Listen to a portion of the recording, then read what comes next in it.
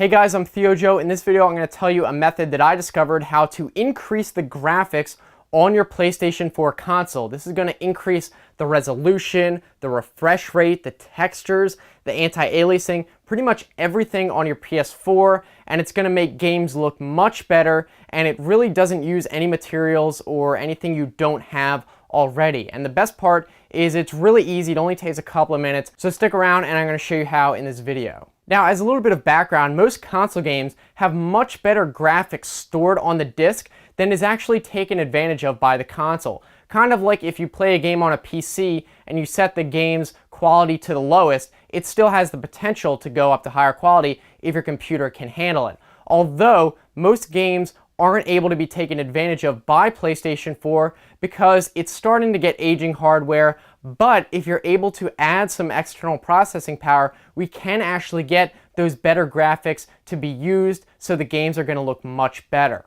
Now, the way to improve the graphics is you have to add some sort of external processing power, such as CPU or extra RAM or something like that, that the PS4 can use in addition to its own hardware. But you're probably thinking, now hold on, I don't have any external hardware to attach to the PS4, and how do I even do that if I did?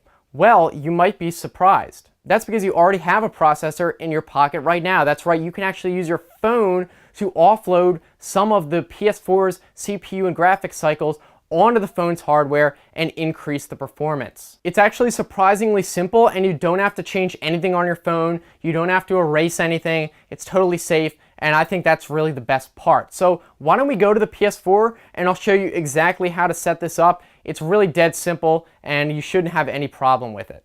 Alright, so here we are at the PS4 and I have my LG G4. This is my phone, and the only other thing you're going to need is just your regular charging cable, and obviously you don't need the charger itself, just the USB cable. Alright, so the first thing you want to do is turn off your phone, and this is a critical step. You don't want it to be on when we go to the next step, or else it won't work. So just turn it off, power it off, and then once it's completely off, we're going to plug it into the PS4 using the USB cable. So I'm just going to plug it in and then plug it into the PS4, and then now we can turn it on. And it's important that the phone is off when it boots so it can synchronize correctly with the PS4. So here it is just booting, and it's probably not going to show a message or anything. It may or may not, depending on your phone, say that it's connected to anything, as well as on the PS4. It might not show anything. We can take a look and see if anything pops up.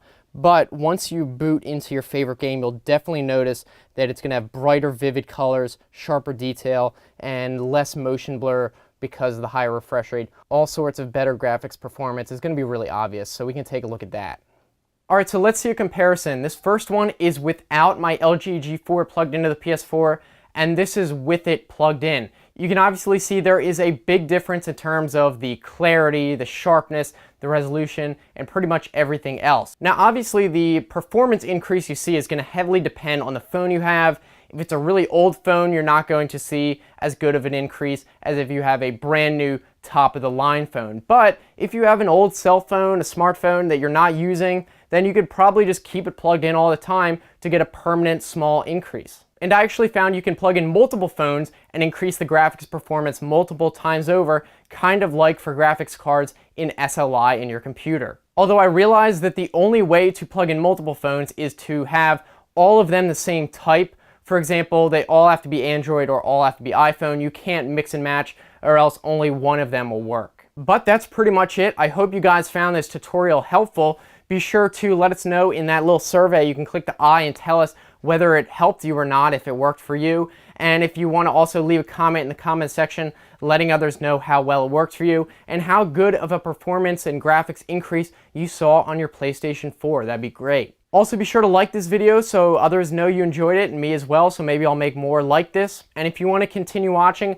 I've got other videos on the right-hand side, some other tutorials I think you'll enjoy. You can either click those or look in the description for the same link, like if you're on a phone. And if you want to subscribe, I make new videos 3 times a week, so I think it should be worth it. So I look forward to hearing from you guys, either on Twitter or in the comment section below. So thanks for watching. I will see you next time. Have a good one.